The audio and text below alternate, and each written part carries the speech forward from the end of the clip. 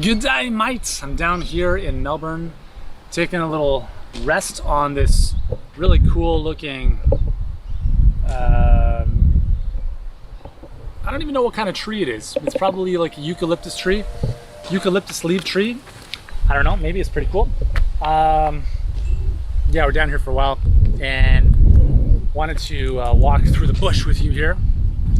Crazy bushfires happening in Australia. Hopefully by the time you watch this or see this or listen to us, they have settled down or hopefully have extinguished. But that's not what I'm talking about here in this video. What I want to share with you is playing nice with Facebook. And if you follow my stuff for any amount of time, you know that I'm a big believer in becoming very, very good at marketing. And marketing essentially means sharing your beliefs, right? What you believe to be true, what you believe to be not true, etc. And that goes down to sharing, you know, what you stand for, what you stand against. There's going to be some polarizing stuff in there, and that can run into some sticky water sometimes. I'm just making sure I'm not stepping on these snakes here as I'm walking through the bush. That was a dog, not a snake. So one of the tricky things with Facebook, and I'm hoping this will be a little more tactical for you. One of the things, is that Facebook, as I've mentioned before, the last couple months really cracking down on health and fitness offers. And I don't know why. Maybe I don't know, maybe they're in bed with conventional medicine, who knows. But why this is important to you is this, is when you put, so Facebook's number one mandate is to provide a high quality experience for the user, right? And that means not offending people, not making them feel bad, generally, okay? So the dilemma is when you put messaging in front of an audience that is polarizing, like you're taking a stance, you're saying, I believe this to be true, a lot of times that pisses people off. And generally, that's actually very good. From a marketing standpoint, it's very good to not be plain vanilla. You have to take a stance, you have to share your beliefs. But the challenging thing sometimes with Facebook is that, other than this fly chasing me around, it can lead to some sticky things, okay? And by sticky things, I mean ads being disapproved, ad accounts being shut down, flies chasing you around, and that kind of stuff. So one of the ways you can identify whether or not this is happening for your ads is when you look at your comments. If the majority of comments on your ads are negative, you have likely been speaking to that audience in a way that they as a whole do not agree with. Let me break that down. When it comes to Facebook, you want to find a way to preach to the choir, because on social media, people are looking for ways to feel validated about their own beliefs. Let me give you a great example from some of our ad campaigns the last couple months and a big lesson that I've learned.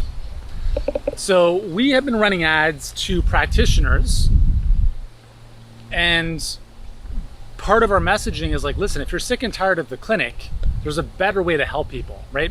I don't know if it's better, but an alternative way. So we're having to sell people on the idea that you don't have to be in the clinic or in the gym to help your clients. Now, if we look at the population of practitioners, let's just say there's 100 of them, right? Obviously there's more, but let's just say for the sake of math, there are 100 practitioners. How many chiropractors, naturopaths, etc., who have a brick and mortar physical practice do you believe are looking for a way out and want to do something online? Well, I'll tell you the answer is actually a very small percentage. And the reason I can share this with you is I was actually speaking at Life University about 2 years ago, which is one of the largest chiropractic schools in the States. And I was talking to them about this whole idea of building out an online virtual practice, right?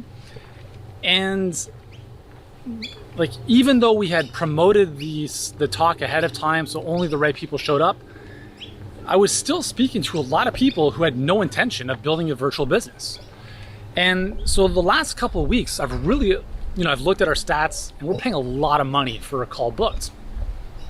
A lot more than we were in the past. And so I started to think to myself, what's going on here?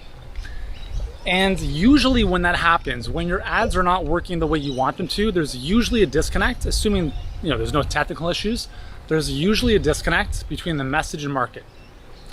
And here's what I mean by that, is instead of me trying to convince practitioners to come online, it's a whole lot easier for me to speak to people who are already online and just show them a better way to get clients. Do you know what I'm saying? And so I've recognized this because I'm talking like most of our ads, speaking of practitioners, as of late, I would say at least 50% or more of the comments we have to delete because they're just terrible, like really negative. And I'm I feel sad for the human race sometimes because I'm like, dude, I can see your name, I can go to your profile, and you're leaving these types of comments. And so I'm all for polarizing, and I'm all for sticking your, pole in the sand and drawing the line. But with social, you want to do so with a little bit of tact. And this is something I kind of forgot a little bit. I kind of, in all honesty, just totally forgot about this. And you have to preach to the choir. So in general, you will get some negative comments. I'm not saying do things to avoid negative comments and hate. That's not what I'm saying. I'm saying put stuff out there that the majority of the people, the majority of the audience you're putting your message in front of are going to want to share because they believe it to be true as well. And that's why inspiring messages are always they're always shared online, because people want to share or be the bearer of good news and all that kind of stuff. I'm not saying that all your ad copy has to be inspiring or good news, because there is a place for a little bit of, I'm not going to call it fear, but more of a negative slant sometimes.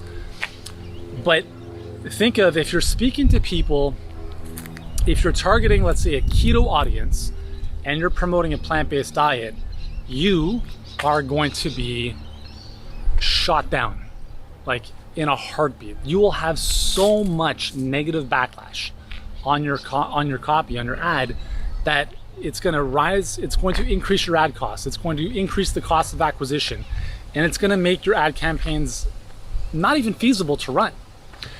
And so I want you to think of the audience that you are targeting. Again, there's always going to be outliers. There's always going to be people who disagree with whatever. But in general, are they in agreement as a whole with what you're talking about, right? So I'll give you another example. One of our most successful ads is an ad that has emojis of different facial expressions: sad, frustrated, head blowing off.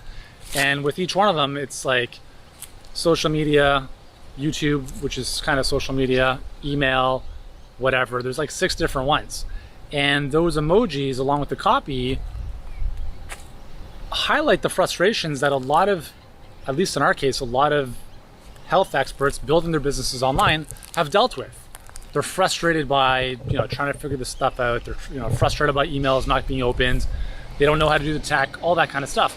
So when we put a message with that angle in front of that audience, more people share it, more people like it, more people are commenting in a way where they're like, man, finally, like, someone gets it, I'm not alone. That's the vibe, that's the general vibe you want to get on your Facebook ads. It's something that is going to be confirming of their suspicions, confirming of their beliefs, that is going to let them know that they're not alone, that they're not crazy. And that is usually going to be more effective on social compared to, hey, what you're doing is wrong, right? It's very abrasive and it's very in your face. So I hope that makes sense. I hope that makes sense. If you're running Facebook ads, is generally through the use of story, good copy, and most importantly is understanding your audience, right? Understanding what their frustrations are, what are they going through, and how can you sit alongside of them. Imagine you're sitting, you're coming up to someone, they're sitting on a bench, and you're not sitting across from them, but you sit literally beside them, and you put your arm around them, and you essentially say to them, hey, like, I understand what you're going through. I understand this isn't easy, right? I've been through that as well. A lot of people I support have as well. And I might have a solution that can work for you. When you approach it from that angle, you deal with a lot less resistance. Check this out, this cool tunnel. And it's more receptive, right? So I want you to think of that with your Facebook ads and your social stuff in general. It'll get more shares, it'll get more likes, and ultimately you will have better performance on your campaigns. So that is all. I'm gonna continue walking home here, and I'll finish off by sharing some cool trees here with you. So up here we have some eucalyptus. It smells phenomenal. If I could transmit the smell across the camera, I wish I could, but I can't. Just take my word for it. Anyways, if you want help with your Facebook ads, if you want help getting in front of your right audience and putting a message in front of them that they respond to, and you can take people from cold to sold in the space of a couple hours or a couple short days, that's what we do. That's what we do best. There's no one else in the health or fitness space that does what we do to the level that we do it. And if you want guidance and help to take your business from where it is and scaling it to wherever you want it to go, listen, Facebook has everything you need. It has all the clients you could ever want, and we can help you unlock that door. But it starts off by us having a conversation, seeing if there's a good fit and how we could, if and how we can serve you. So if that's of interest to you and you want to figure out a better way to get clients and how to use Facebook the right way, let's go to workwithyuri.com, book in a time to speak with us. Do that today, and I'll see you soon.